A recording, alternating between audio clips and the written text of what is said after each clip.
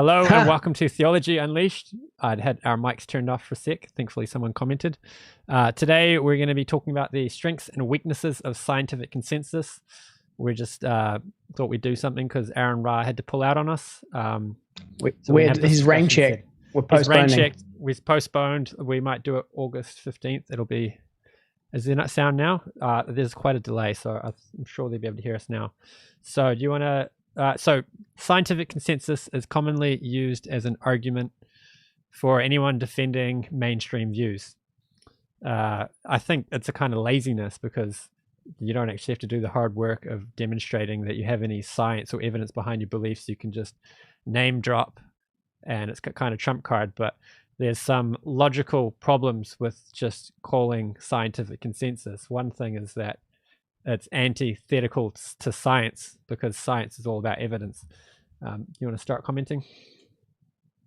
Sure. Let me just introduce myself first. Hi, Josh Wolf. Well, my name is Josh Wolf. I'm also known as Sita Pati, which is my initiated name. What else can I tell you about myself? I'm 46, live here in Auckland, New Zealand, where I'm originally from. Kind of been a bit of a globetrotter over the last couple of decades, but I'm back for good or for evil. We'll see. And I was looking forward to debating Aron Ra this weekend on Is the Mind Material? He's rain checked. We're going to do it later. So yeah, let's talk about scientific consensus. Scientific consensus. So I guess really to get it clear, there's a couple of things that we should distinguish, right? There's science, there's the scientific method, and then there's scientific consensus. And I've been hearing a lot of people recently saying, believe the science, follow the science, believe the scientists. And science, like if we start with science, right? Science, the word science, it comes from scientia, which means knowledge in Latin. So science is like knowledge. It's a body of knowledge. But more importantly, what distinguishes science as a body of knowledge from other bodies of knowledge, like, you've got like, traditional folk wisdom or something, or like there are many different bodies of knowledge, like Greek mythology, that's another body of knowledge. But the body of knowledge that we call, or that we refer to as science, is produced using the scientific method, which makes it distinct from other bodies of knowledge. And it's that scientific method that really makes it science. And the scientific method, how would you define the scientific method, Arjuna? Well, there are many scientific methods, and you use them for different things. But the scientific method should be relevant to the subject matter. So if you're trying to figure out... Really? If you want to figure out something about the cosmos, then your scientific method will be based on interpreting the light that you can see when you look out through a telescope. Whereas if you want to figure out how much load a bridge can take before it collapses, then you use mathematics and different things. Okay, well, here's the definition from Wikipedia, right? Because my understanding of the scientific method is that there is like the scientific method. Like there is like and I get what you're pointing to there, that there are different areas that you investigate, right? And different things that you look into, but underlying all of those is this one thing. Here's what Wikipedia says. The scientific method is an empirical method of acquiring knowledge that has characterized the development of science since at least the 17th century, so the 1600s.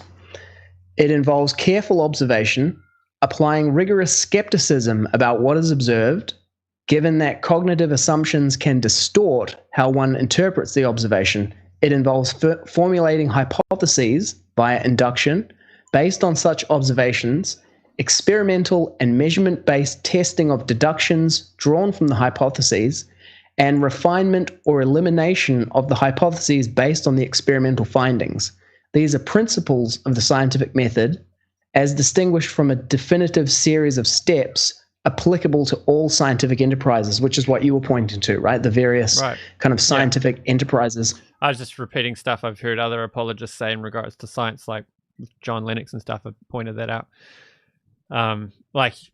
So I guess what I was getting into is subcategories of the scientific method. And obviously the enterprise of science where you empirically verify claims or come up with new hypothesis based on observation is quite a commendable thing. Yeah, well, that's interesting what you say about empirical validation, right? Like one of the principles of the scientific method is that for a hypothesis to be scientific or for a claim to be categorizable as a scientific claim, it has to be falsifiable. Like there has to be some at least hypothetical experiment that you could do that would show that this claim is false. Like if it's not falsifiable, like what would be a non-falsifiable claim? A non-falsifiable claim would be naturalism, the idea that all that exists is matter and it functions at all times according to natural laws. Is that falsifiable? Well, you'd need to find something that wasn't all things. So you're saying naturalism is all things are matter? Like there is nothing except matter? Yeah, that's the claim, that there's nothing except matter. Okay. So you'd need to find something that was not material in order to be able to falsify it. Well, then the circular reasoning comes in, where anything which isn't matter, they say, oh, that's just some folklore, or that's just some miracle story. It didn't actually happen. People are just imagining things. Okay, well, I do have an example. It's not matter, but I don't want to give it away this week because I'm saving it for Aron Ra. Right. Well, here's a non-falsifiable claim for you. Something like God exists and he's beyond sense perception. Yeah. Well, yeah. Like there's no anything that doesn't. There's no way you can prove that that's not true, right? We're getting comments. So someone's saying, I think you're conflating philosophical naturalism and methodological naturalism. So methodological naturalism, somebody asked about that, thoughts on methodological naturalism, which my understanding is methodological naturalism is a scientific hypothesis where you, for the sake of experiment, assume that naturalism is true. So you just assume that there's not, some supernatural force that's going to mess with your experiment. You just assume that natural laws are at work, and then you make observations and experiments designed around that assumption. But you're not actually assuming or making an ontological claim that that's the case. It's just a working hypothesis, so you can go and do your science. Philosophical naturalism is a ontological claim about reality. Science. Yeah, so one's pragmatic and the other one is like a hard assertion. Yeah, one's pragmatic and the other one is a claim about the nature of reality. But okay. It's been a while. I worked on an article for naturalism, but it's been a while since I worked, and I can't remember the exact point. But they have naturalism of the gaps, or future scientists of the gaps. That's an unfalsifiable claim. It's like, scientists might not be able to explain how this particular thing evolved, or how life came about by a natural process just yet. But in the future, scientists will figure out how it happened, and they'll be able to explain it. Okay. So that's I'm gonna put my hat on because this green screen is bothering me. That's a future scientist of the gap argument, and that's not falsifiable. There's no there's no way to prove that future scientists won't come along and have a natural explanation. So that's what I mean by naturalism being unfalsifiable, because anytime you discover something that you think is supernatural, they'll just say, it just seems like it's supernatural because we don't have a naturalistic explanation for it. But in the future, scientists will have a natural explanation. Okay. Well, that's a hypothesis. Well, it can't be falsified because it's a post-dated check. You can give me a check for $1 million and say, this check, you can't check it now, but in the future, you'll be able to cash this check in for $1 million. And I'll be like, yeah, but I need money now. Like, I did some work for you. I need you to pay me. Yeah, okay. So, but it is falsifiable. It's just falsifiable in the future. Well, no, actually, yeah, because there's no deadline on that, right? If you don't have a deadline on it, then you can't falsify it. Yeah, okay. So, yeah, scientific method, empirically verifiable, falsifiable, based on hypotheses, like experimental rigor, hypothesis and validation, constructing different hypotheses to explain experimental results, and then constructing further experiments to, try to invalidate that hypothesis or strengthen it. And one of the things about science that kind of like is a little bit counterintuitive for people is that there is no real absolute knowing in science. There's only like hypotheses and like, Sorry, one second, Nathan.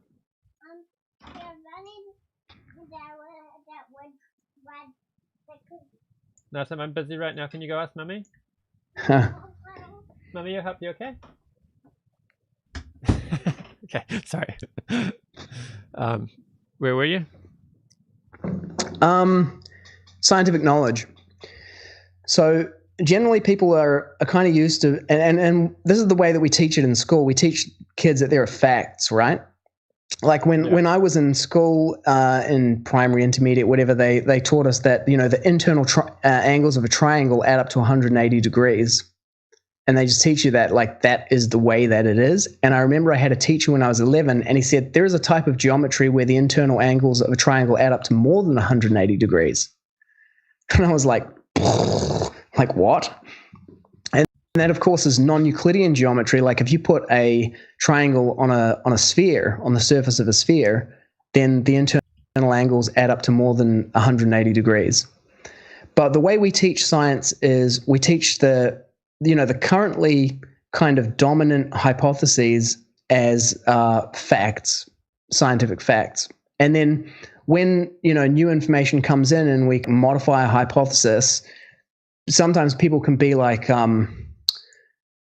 especially when it's happening really quickly, when they're generating hypotheses and then, gathering data about it, and then they make some kind of proclamation, like people listen to that as a fact, like it's a scientific fact. The scientists are telling us how it is. And it's not often communicated as like, this is just the current hypothesis that we have. James Cooper, man, we were hyped for this. Yeah. Yeah. What happened to the atheist? Okay, I'm actually an atheist today. He's changing hats. Where's it? Yeah, I'm finding the chat. I'm wearing my atheist hat. I'll put it in there. This is my atheist hat. I just copy and pasted that, so I posted it on Facebook. Okay, cool. Yeah, maybe some people just tuned in. So unfortunately, Aron Ra's had to pull out. His daughters are home for the holidays, school holidays, and he has more dogs than usual. Yeah, he's got 4 dogs at the moment, or I don't know how many dogs he currently has, but I guess the dogs aren't exactly friends, and they're causing a lot of mayhem in the house. He tried to do a podcast the other night, and as soon as the podcast started, all the dogs started going nuts. He said, strangely, it was calm before it happened. So they wanted to get in on the action. We're rescheduling, and it's still going to happen. We're all looking forward to it. So you were saying about how science has current best explanations, and they will present them as if they are facts. And like Newtonian, the Newtonian conception of gravity was like for the longest time like this is the way that it is, and then Einstein came along and gave like the relativity in that conception of gravity, which is like completely different. So that changed it, but at the same time now we might teach that as like this is the way that it is, but scientifically we don't think, as a scientist and an atheist, we don't think that that is the way that it is. That's simply the current best hypothesis. So Prabhupada, according to scientific consensus, Prabhupada repeatedly accused scientists of cheating. And I'd say what he meant by that is that the level of confidence with which they spread their hypothesis is not commensurate with the actual evidence. If they don't know, they should just say, we don't know. Well, look, science actually is that we don't know anything. Like at its fundamental, but we know how to build most people, they don't operate like that. Do we? Bridges are not falling over. Do we know how to build a bridge? They used to. Like they built one bridge, and it turned out the wind going over the bridge did like a sort of whistling thing. Like, if you're driving on the motorway and you have straps and they whistle. Yeah. The wind was doing that to the bridge, which gradually caused fractures, and the whole bridge just collapsed one day. So and I've heard of bridges collapsing under like people walking over them. Like I think some troops marched over a bridge somewhere and it caused like a resonance in the bridge. There's a video of it actually on YouTube of a bridge like going like a ribbon. Yeah, I think it might have been the wind thing. Okay. But they figured out about that phenomenon, and now they know how to build bridges that don't fall over for that reason. So we know some things. So I would say that criticism is actually a valid critique of like the communication of science rather than science and the scientific method itself. And when people take science as like a belief or like some kind of body of like concrete knowledge, like Greek mythology, like this is the way that it is, like it's written in a stone tablet, that's when you run into that problem. And that really is fundamentally misunderstanding the scientific method, which is what gives rise to that knowledge, which are best approximation kind of models of, physical phenomenon. Well, didn't they recently come out and say that we no longer claim that our scientific theories are a description of reality? They just seem to map onto it with some application. Well, I would say that that's always been the case, although that may not be communicated to people. Like when we teach science in high schools, even, we teach them that this is the way that it is. Like, this is what an atom is. These are what electrons are. Like, this is actually what it looks like. Even though, like, rigorously, this is simply, the best fit model that we have for explaining phenomenon and making predictions. And then kind of one of the tests of like scientific knowledge is the ability to produce some kind of technology that you could not produce if you did not have that model or if you used a different model. Like the periodic table is a good example of that. So, you have like civilizations where they have like a division of the world into earth, air, fire, water, and ether, or earth, water, wood, and metal, and the void, and fire. And you can't make an iPhone if that's how you see the world. There are some things that you can do, like you have things like Ayurveda, which is a way of treating people based on their body type, considering it to be made out of like kapha, like earth and water, or a fire type or an air type. And that gives you one type of medicine. But you can't build an iPhone with that. You can't make could you make an airplane without that? Probably not. Well, going back to because of the Vedic material technology, science. you could say they had better memories and they didn't have any need for an iPhone. If you can, an iPhone is good for making up for a bad memory. If you can hear something once and always remember it, then you don't need Google. And if you can always be around people that you can engage with, then you don't need to have social media. And well, I did notice that I used to be able to remember lots of phone numbers. And then once kind of cell phones came around, like, it's like, why would you even bother remembering that stuff? But as far as Google's concerned, like, you can get access to more knowledge through Google than you could without Google. Yeah. But your ability to be able to discriminate between what's valid and what's not valid is another question. But if we take the Vedas as they present history and assume that's true, then we have people that were far more intelligent and far more knowledgeable. And Google's full of misinformation. If you can have a guru who actually knows what they're talking about, that's far better than Google. But how can you know that they know what they're talking about? Well, how can you know that Google knows what it's talking about? Well, it might be the same question, right? Yeah. Like, okay, you asked me, how can you know that Google knows what it's talking about? Well, Google is a search engine. So Google doesn't actually tell you anything. Google presents you with some things that you can go and take a look at.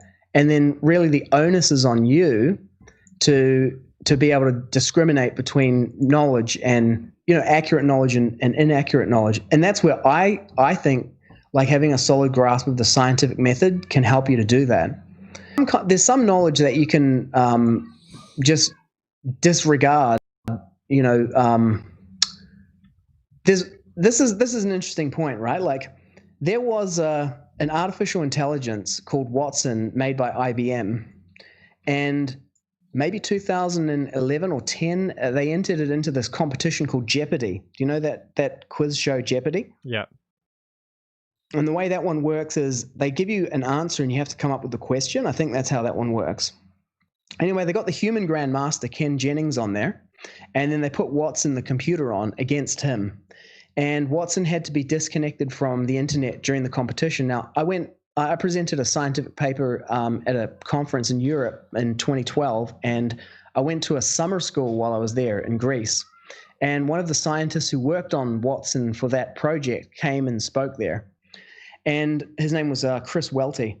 And this is what he said about it. So Watson can generate an answer faster than a human can, and it can press the buzzer faster than a human can. And what they did is they downloaded like tons, gigabytes. They downloaded all of Wikipedia. They downloaded tons and tons of stuff into its hard drive. And then they had 6 different algorithmic pipelines generating answers using different kind of algorithms. And then at the end, they would fuse them together into like, okay, this is the answer. But the biggest challenge that they had was that if Watson hits the buzzer and gives the wrong answer, it loses points. So they had to try and program it to be able to make an assessment of how probable it was that it had the right answer. That was the biggest challenge. And that is the core issue with this. Like, you can find so much information in Google, through Google, not in Google. You can use the Google search engine to find, or you can use DuckDuckGo, which is the one that I use, to find search results on the internet and read through them. But how do you make the assessment of whether the information that you have is correct, or whether you have the right answer? Right. So how would you say you do that? Well, again, we're coming back to the scientific method. So a lot of people place their faith in the mainstream scientists and the worldview they give because they can make rocket ships and bridges and fix your teeth and all these things. So they're looking at applied science and saying, because applied science is so successful, therefore the worldview that these scientists are presenting must also be true. But I'd say they're mixing 2 different things up. You know, to figure out if something's true, you need to be qualified yourself to understand the logic and the evidence and so on. James Cooper's asking if I have a theme tune. I do. It's "What Is Hip" by Tower of Power. No, I was doing the transitions and I accidentally started the intro again, so it just played for a second. Oh, okay. And then, hey, so someone just jumped in earlier and said, is that science? Oh, it looks like it disappeared. I can't see it. No, here is William Duke. Is that science? They used to have better memory.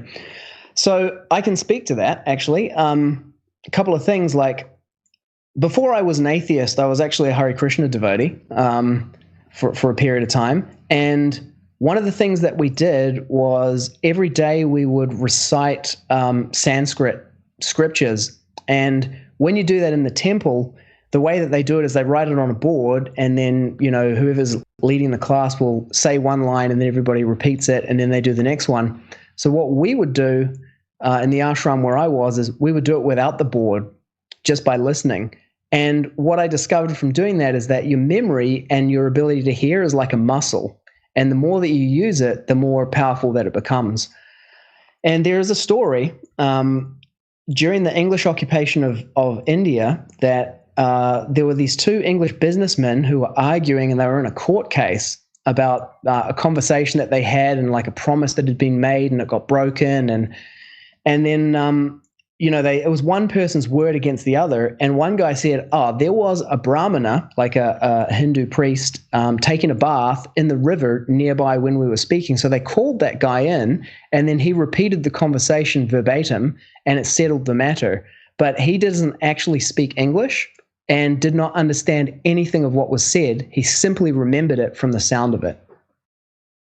Apocryphal story. I haven't been able to independently verify it, but that's what I heard. And based on my experience of doing that, hearing and repeating the Sanskrit, when definitely most people who were in the ashram did not understand the Sanskrit, as their native language, or even as a second language, that's definitely possible. So I'd say that based on that, people in the past definitely had better memories. I definitely did before I stored my phone numbers in a phone. I definitely could remember more. Just going back to the point you were making, right? So you were saying that people accept what scientists say because they have technology, right? But the thing is that, and this is where we get to scientific consensus, because different scientists say different things. You know, like there's like, even if you, I don't know, the one that's just at the top of my mind is the interpretation of quantum mechanics, you know, Copenhagen interpretation versus like Hugh Everett's many worlds interpretation. So, you know, you got different people who come down on different sides of that. Then you got like punctuated equilibrium in evolution versus, I don't know what the other one is, gradualism or something.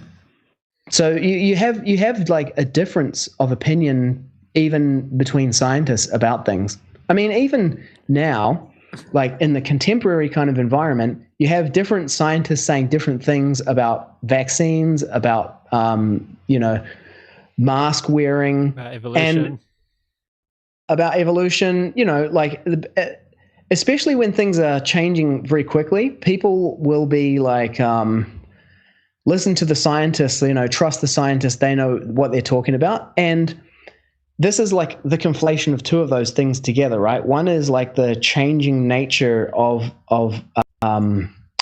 scientific knowledge and scientific consensus, and the basic uncertainty of it. And this is where I think, you know, the Watson example really comes in. Like, if you're going to be intellectually honest about knowledge in the scientific method, knowledge is actually a vector.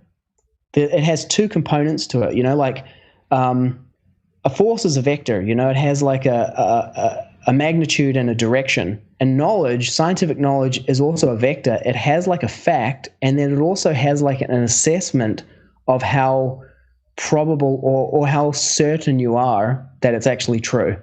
But the way people normally think about facts is black or white. It's either true or not true. But that's not actually how science works. Well, scientists do often complain about the way science popularizers and reporters will take their claims that they're like, you know, we've got this new discovery and it seems that this is the case, but we need to do more research. And the headline will be like, new theory proven. Yeah. I saw something like that the other night. Well, you know, the classic one is like, you know, coffee causes you to lose weight or something, you know, like, you know, low-fat diet does this, or, you know, eggs give you like sclerosis, arterial sclerosis. Well, for like 20 years, they were teaching that animal fats are bad for you. I can't remember the exact type of fat.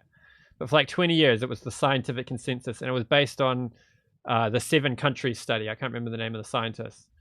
And then that's a population study where they looked at, in this country, people eat less of this kind of fat and they're more healthy. Therefore, that kind of fat is bad for you. And the other countries where they eat more of that kind of fat, they're less healthy. And it's such bad science. They do population studies in order to pick up on a correlation. And when they see a correlation, then they're like, okay, you know, here's something we can investigate further to see if there's actually a causation going on here. But then with this one, they use that 7 country study for years to prove that animal fat is bad for you. And it turned out that it was motivated by business that wanted people to buy their margarine. Okay, so there's two things in there. One is let's just sideline the economic distortion factor, right? Because one of the points in that Wikipedia article is it says cognitive assumptions can distort how one interprets the observation, but like economic interests can also science. But just to that population study thing, one of the problems with doing a population study and averaging things out over a population is that no person is an average. And, you know, if you have like something they go like, oh, this is good, but it turns out to be like really bad for a certain percentage of the people and like really good for some others and kind of in the middle for other people, that doesn't show up in an average population study. So the experimental design itself has to be part of the kind of complete package of the knowledge. Like, you can't just create a fact and say this is the way that it is. You've got to have you know, a discussion of like, what is the experiment that revealed that, and what was the experimental design?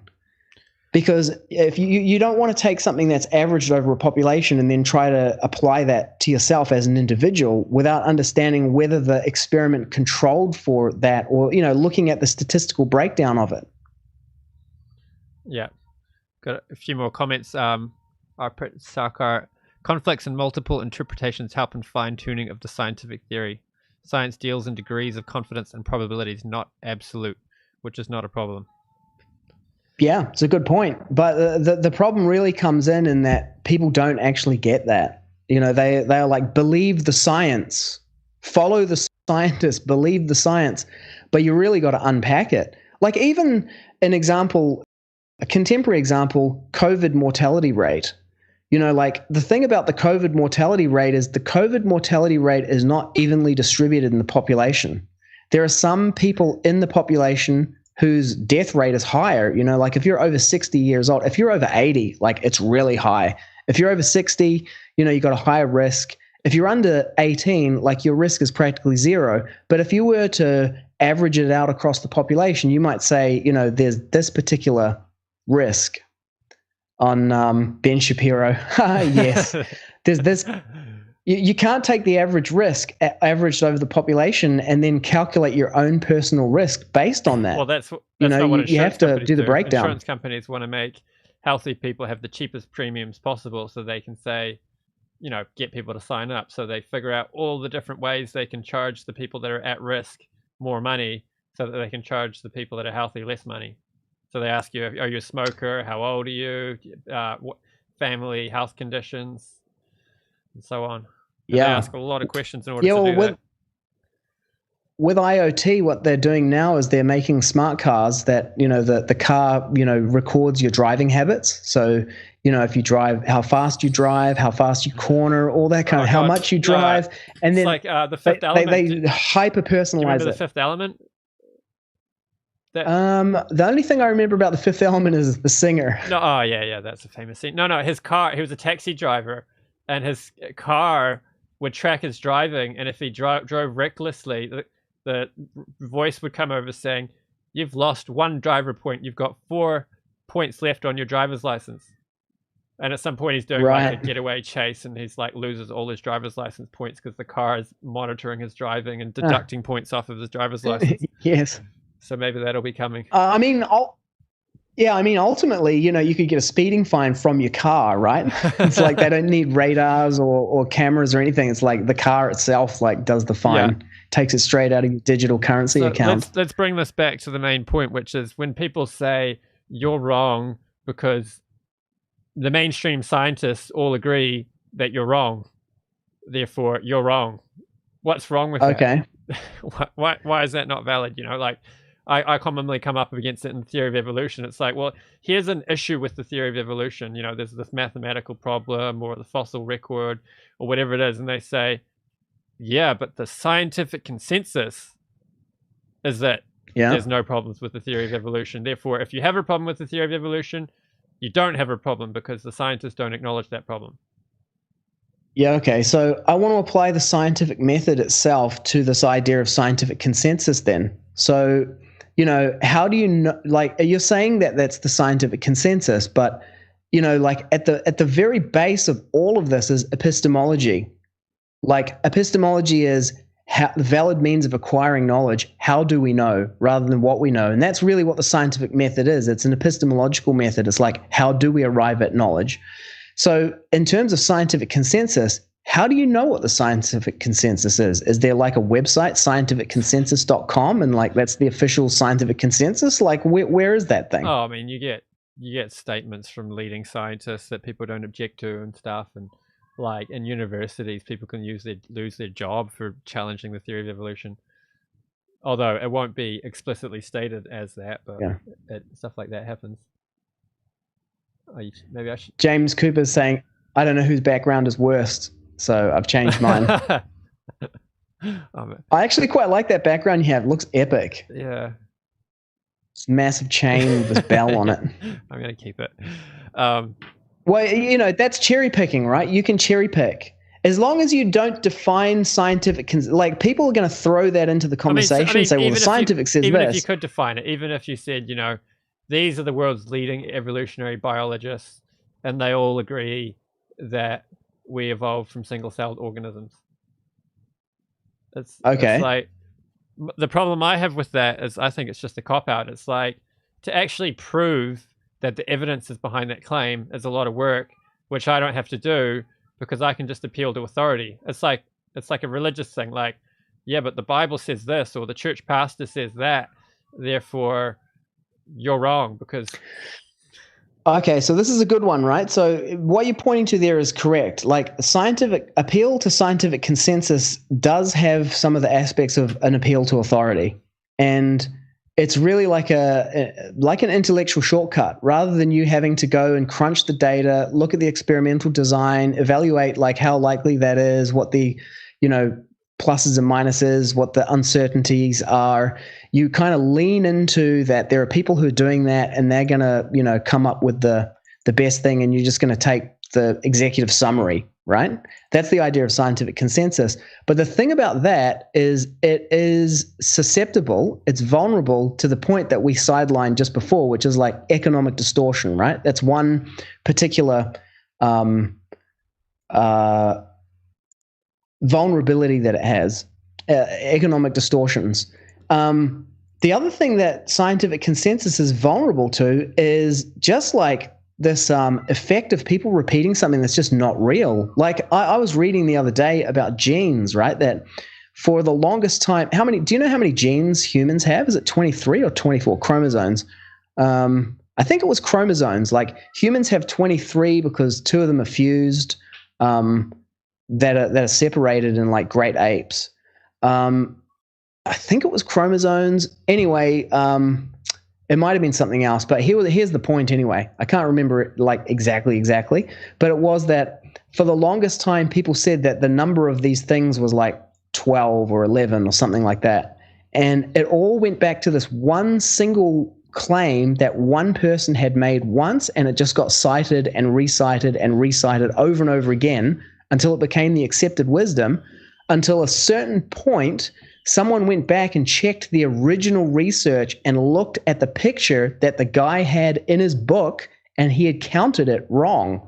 And so many people had looked at it like for so many years after that and just agreed and said, yeah, there are 11 there, but there were 12. Like you could look at it and see that there were 12, but in the writing, the guy said there are 11. And people just repeated it so much that whenever anyone looked at the picture, they were like, yeah, there are 11, until someone went like, no, dude, there are 12. And then the scientific consensus changed to there are 12. So, I mean, it's vulnerable to that kind of mistake where something just gets repeated so much that it becomes accepted, even though the actual certainty of it and the actual evidence for it is very small. It's just being amplified. And then there's the economic distortion, right? Where, someone pays for a study, whether that gets like, because science is expensive, like science doesn't make money directly. It's like scientific research. It has to be commercialized for it to make money. So it relies on people paying for the research to be done. But when people are paying for research to be done, where do they get their money from? They have a business model, right? And they need to make some money from something. So there's always some kind of vested interest in it. And for scientists to continue to get funding, there's going to be some kind of pressure on them to come up with, study results. The one you pointed to, right, about the animal fats that was actually funded by a company that wanted people to take margarine, like that kind of thing. So I think scientific consensus itself, it's an intellectual shortcut. Who has time to check everything, but it's vulnerable to distortions that the scientific method itself is not directly. What was I going to say? So, like, back to the argument that it's just tantamount to religion, because, like, with science, supposedly there's evidence rather than just simply taking it on faith. So the argument that a skeptic would probably give in reply to that is, yeah, but the difference is your church pastor, if you just take their word for it, it's 100% faith. Whereas a scientist, at least they can build bridges and fix your teeth and, make airplanes fly and make cars that don't explode and so on. There's applicable science which demonstrates that they know what they're talking about. The way I'd reply to that is to say that your ability to achieve a practical result doesn't indicate that you understand the nature of reality.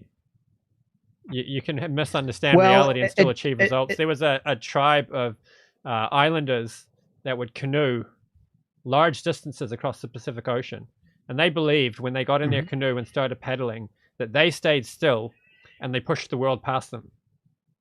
And with this belief, despite this belief, they were able to successfully navigate by the stars from one island all the way across the Pacific to another and back again. So their my mic tune up. Their ability to achieve practical results in the world was not hindered by understanding. Look, in terms of the frame of reference that they're operating in, that produces the same result. You know, like if you take like this was Einstein's thought experiment, right? If you take like a universe that only has two things in it, if one thing is moving away from the other thing, you can calculate the same result from making object A moving and B still, B moving and A still, or A and B moving apart at like half of the velocity each. Yeah. Like, you know, but they'll get the same. Well, so the same principle is applicable to science. So science, you know, naturalism could be true and you build a bridge and it doesn't fall over because you understand the principles of, you know, the forces at work and how the different materials used can resist the forces. Or it could be that naturalism isn't true and that that matter isn't all the rest. There are other things that exist and matter sometimes follows different laws, and you can still build a bridge that won't fall over because I get what you're pointing to there. Enough of the time. Yeah, so what's happening there is that you're taking the validity or the credibility at one level and then extending it out to another. And that's kind of like, this is a real dirty analogy, but it's kind of like, you know, I can't generate these things. I'm just going to use conversations I've actually been having with people. You know, like the head of the CDC in the United States says, if everybody just wore a mask for the next 6 weeks, the pandemic would be over. And I ask, how does he? What I'm looking for is what's the actual underlying scientific data so that I can take a look at it and see, you know, that claim, like what's the justification for it.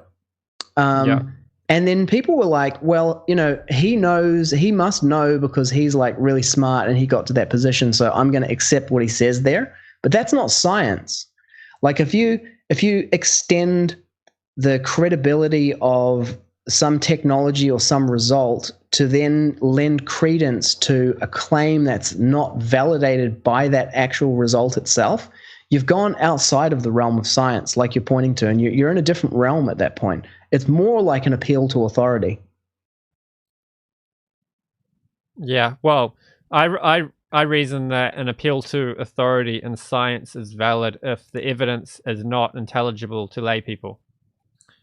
So I saw you made a Facebook post recently where you said, with all the stuff that's available on the internet, somebody can get themselves a degree level science education just by applying the scientific method and reading. Yeah.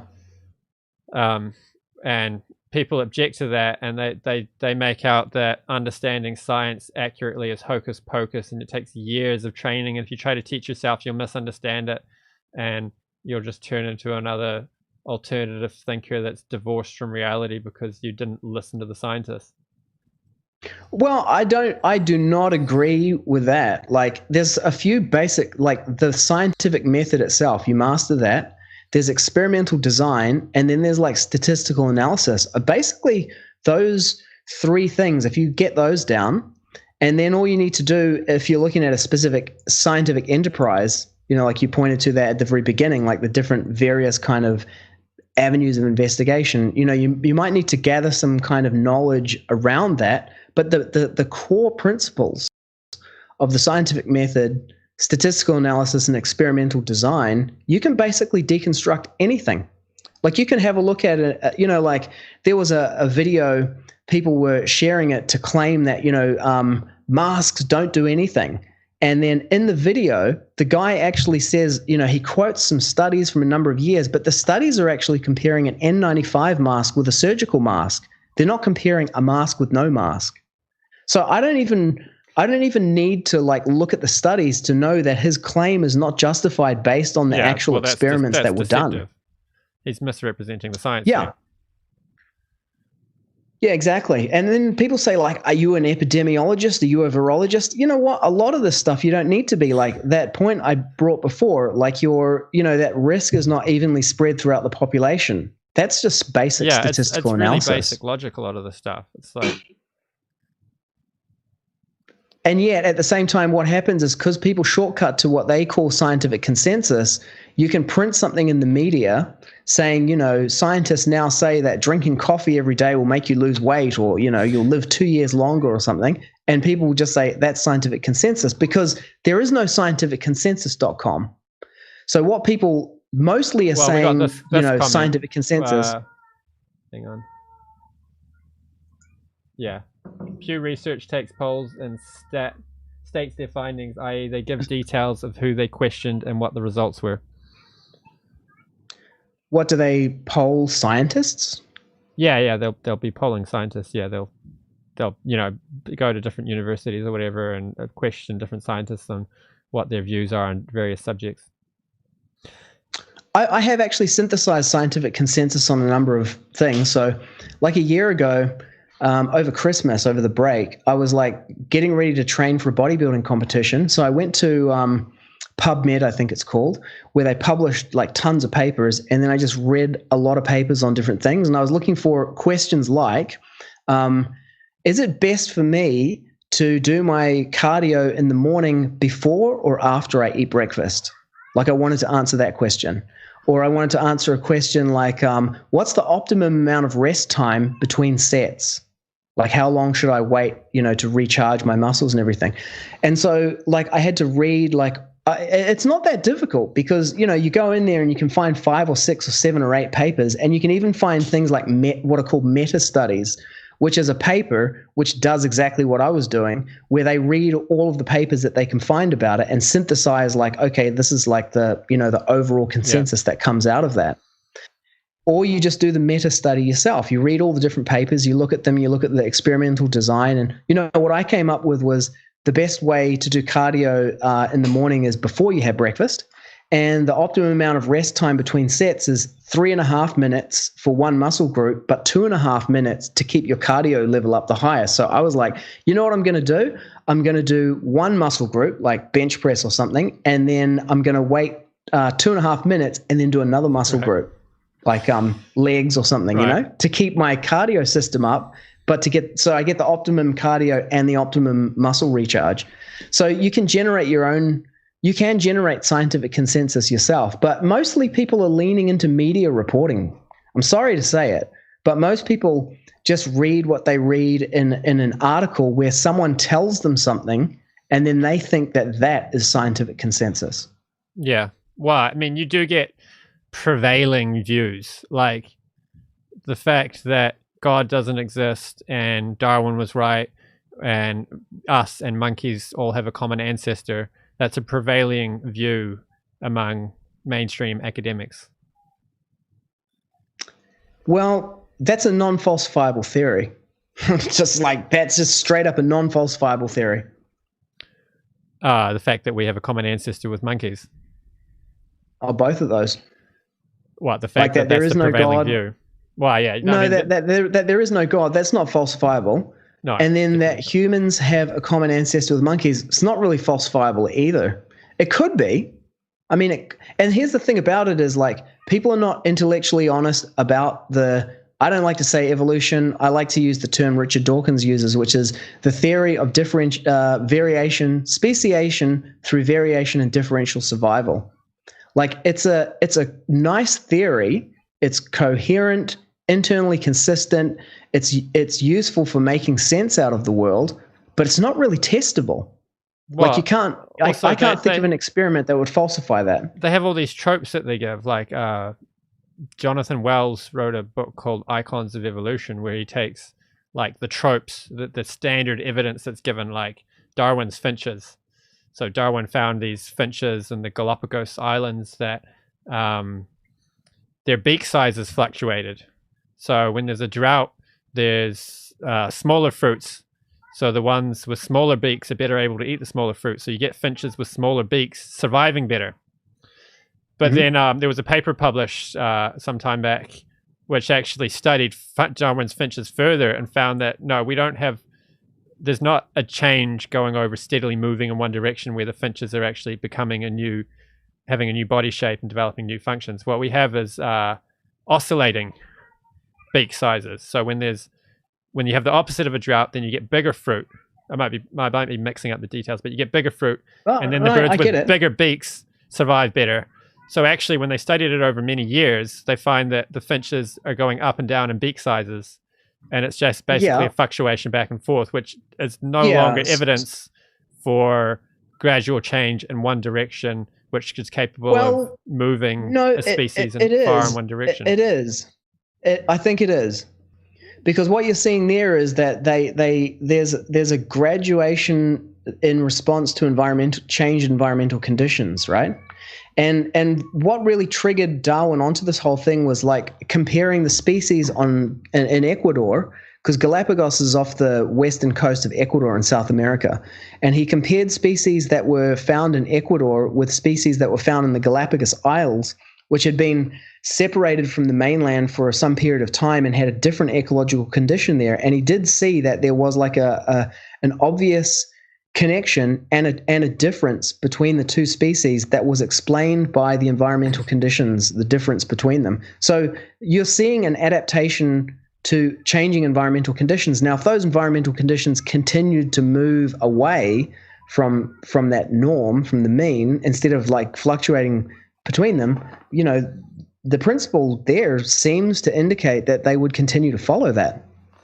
Right. Well, as Michael Behe shows in his work, that when we actually examine what's genetically happening in these changes, we see the mutations are taking place at a level which is mathematically plausible and at a level which is not capable of producing vastly different changes. So if you want to get a different body plan, like you want a lizard to turn into a bird or a proto-lizard or whatever, you want to vastly change a creature's body plan and function, you need to make changes to the what's called DGRNs, the gene regulatory networks, which they're in action when a fetus is developing in the womb, and they dictate, there's protein coded, there's a protein coding over here, take that coding and produce amino acid chains and then put them here.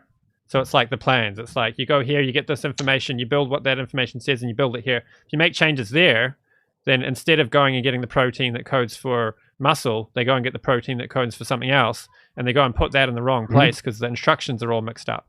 And so when there's mutations to the gene regulatory networks, it's always fatal. But if you don't change the gene regulatory networks, you can't get a new body plan. Okay. So well, I mean, if you're in too early, it's too early and it's fatal. And if you're in too late, you can't make the changes. So when? I don't think that's a deal killer, though. I don't think that's a deal killer, because all that's missing there is like, just because we don't know how it happens doesn't mean that it doesn't happen. Well, I mean, just because we don't know how, you can give an atheist the same argument about God. Just because we don't know how God works doesn't mean God doesn't work. It's not a satisfying scientific answer. If you want to say, I have evidence for this happening, or I believe this happened, then... That's not the same.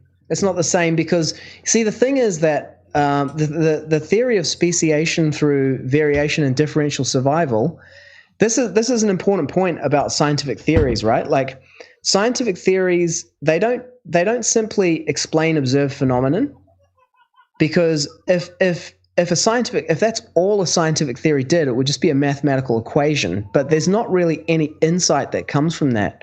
But the thing about a scientific theory is that it should increase the overall body of knowledge by creating more connections between things and you could say making more sense out of the world, right? So the thing about the theory of differentiation and variation in differential survival is that it's a theory that makes sense out of the world.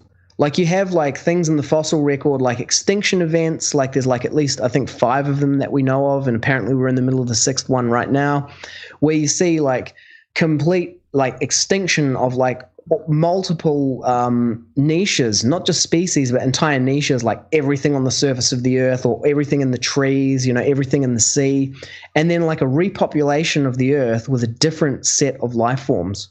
And the theory of, let's just say evolution because it's easier, explains a mechanism by which that would happen. Now, if you take away that theory, because natural selection explains the survival of the fittest, but it doesn't explain the arrival.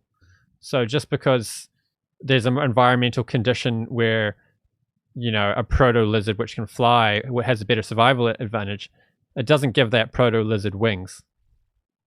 Well, like I could need $1 million, but that doesn't put $1 million in my bank account. Needing something doesn't provide you with it. Yeah, forget about the analogies. Like, let's just go back to the specific example, right? So here's how Richard Dawkins explains that in The Selfish Gene. Like, you start off with let's say a squirrel, right? And then this squirrel is jumping between trees, and its ability to jump further means that it can get more food, which means that it has a higher chance of survival and reproducing. And so you have a squirrel that like has, like a gene that gives it like more skin underneath its arm. And then, that one survives more and reproduces. And then that just like doubles down on it and you end up with a flying squirrel, that can like glide through the air. Well, that's a just so story. I mean, it's like a slight increase in skin, like it might have a neutral effect and then it wouldn't be selected for. And the mutation which gives enough additional skin to actually provide a survival advantage might be mathematically implausible. Like this is why we need to start wrapping up. I got to get going, but this is why drug cocktails work. When somebody has malaria, doctors will often give them multiple antibiotics at the same time.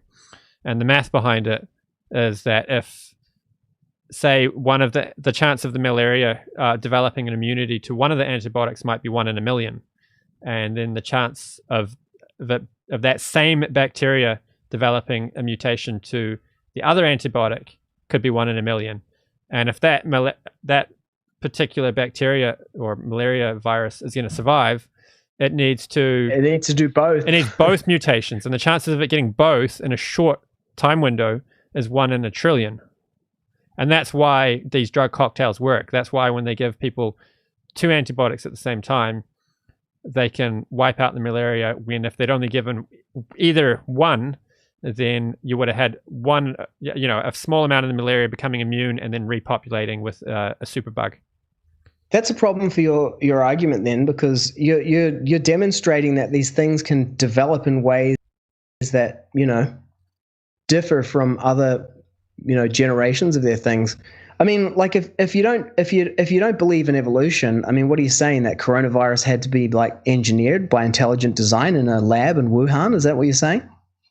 No, I mean, mutations are capable of generating some things, but so there has to be a fitness advantage for a mutation which is mathematically plausible.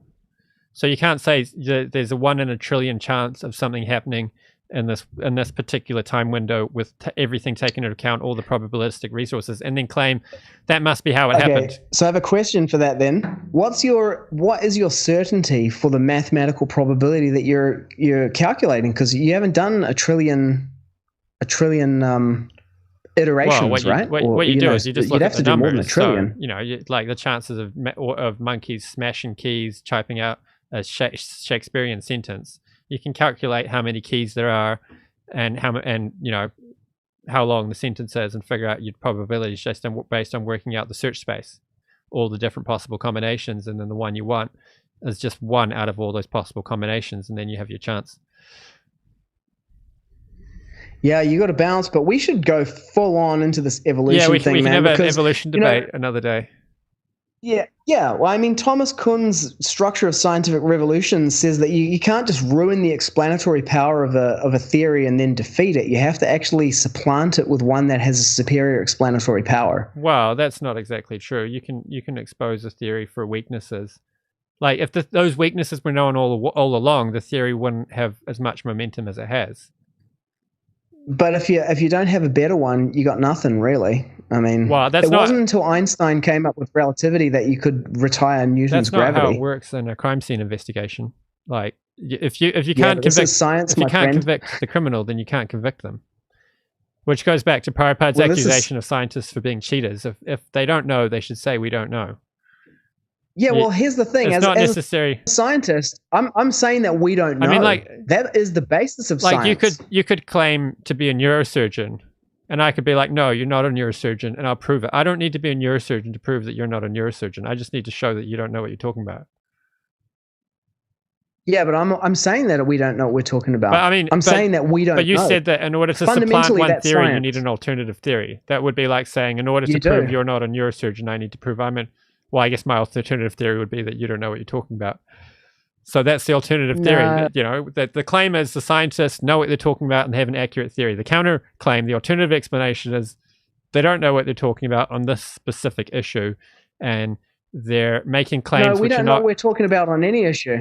You can show somebody that their level of confidence is not supported by the scientific evidence, and you don't need to have an alternative explanation. You can just say you're a little too confident here. Okay, that's a bit different. I can concede that definitely, because knowledge is a vector in science. It's like it's a fact plus a statement of like accuracy or certainty about that. We know, like a discussion of like problems in experimental design, limitations, all that kind of jazz. It's funny. No absolutes. Boom. Yeah. So it's James Cooper. So that's a good way of phrasing it. You know, if you want to say we don't know, but this is the best explanation we've come up with, I don't have a problem with that. But that being the best explanation should be supported by the evidence. But the problem comes in when you present a theistic explanation for the evidence. These scientists will say, these skeptics will say, I'm not convinced, and I'm still waiting for a naturalistic explanation. Like it's like okay, maybe I haven't proven this theistic conclusion, but based on the evidence that we do have, it's the best possible explanation. And a skeptic might say, like Matt Dillahunty has said in a debate, maybe like I'm just not convinced. It's like, so they would rather take no conclusion than accept that the theistic conclusion is currently the best explanation. Well, to see about that, but you're not arguing with scientists. You're arguing with advocates. That's the thing. Yeah, well, a lot of people are convinced by these advocates, so they're worth arguing with. I mean, there's plenty of really respectable scientists who their level of confidence is commensurate with the evidence, and they'll admit they don't know. Like, there's plenty of those, but there's a loud minority of skeptics and science popularizers and scientists like Richard Dawkins who express extreme levels of confidence which are not supported by the evidence. Just to wrap up, there's a few more points we can make about the problem with scientific consensus. One of them is that if scientific consensus were taken as gospel and we were to swear by it, then science would never make any progress ever again. Because anytime somebody wanted to say, oh, I've got a new theory that supplants the old theory, they would be treated like a heretic and their evidence would never be looked at. Einstein faced that exact problem. He couldn't get published. Right. Any other, just to recap problems, why it's not valid to argue that, you know, this point's true because the scientists say it's true? Oh, look, people don't even know what scientific consensus is. Where do you find that out from? Like, people's knowledge about science comes from the media. So the media just tells them, oh, this is the scientific consensus, and then they just like take that as the scientific consensus. Right. Like, so, well, I guess we got three so problems. Many levels removed by that stage. So you get three problems. One is the, well, it's not. What was the one we just said? Sorry, and like people's idea of scientific consensus is not from looking at meta studies. It's just from popular reporting of it in the media, which is subject to all of those things like economic distortion, like all kinds of problems there. So people's idea of scientific consensus is like, it's basically from the media. Yeah. And the other thing is you get social pressures, peer pressure, economic pressures, and so on. You know, like if a scientist can lose their job if they express what they really think on a scientific issue, then scientific consensus is actually political, not scientific. Oh, we got a real problem with that these days. Like people losing their jobs at universities and stuff for coming out with studies that don't like the current politically, motivated narrative. Like if that's a problem. If scientists had complete diplomatic immunity and could express what they actually genuinely believe based on their own research, and then you had a whole bunch of them all agreeing, I would consider that valid. But if you've got, I would need to see the experimental design and the stats. But like, if you've got somebody who you've looked at their work and this person does good work and they really care about the truth, and then you find 100 people like that also do good work and care about the truth, and they don't have someone on their back telling them what conclusion they need to make, and they're not going to lose their job if they come up with the wrong conclusion, then you can have a bit of confidence. Like you don't cross-reference every little check, right? Like if your wife tells you something, you just take her word for it because you've built up trust. It depends. It depends on what it is, right? Like, for some things, sure, why not? But if it's really important, or if I'm like, you know what, I think I could discover something in advance. It's to your point that if scientific consensus is accepted as gospel, there'll be no progress. You have to actually, like, it takes people actually critically thinking about it, examining it, looking for like opportunities for making progress, for it to progress. And that's just kind of my personal driver. So I tend to like examine things in detail. All right, I better get going. But thanks for that. We can I'll have you on for a debate where you can defend evolution. Oh, dude, I'm not going to defend it, man. I'm going to like crush theism, 100%. All right. Awesome, thanks, mate. Cool, thank you. Thanks for tuning in, folks. Thanks for the comments. Cool. Enjoy the rest of the day. We'll have more coming out, and hopefully we can get Aron Ra on soon. 100%. I should play the outro. Yeah, play the Tower of Power.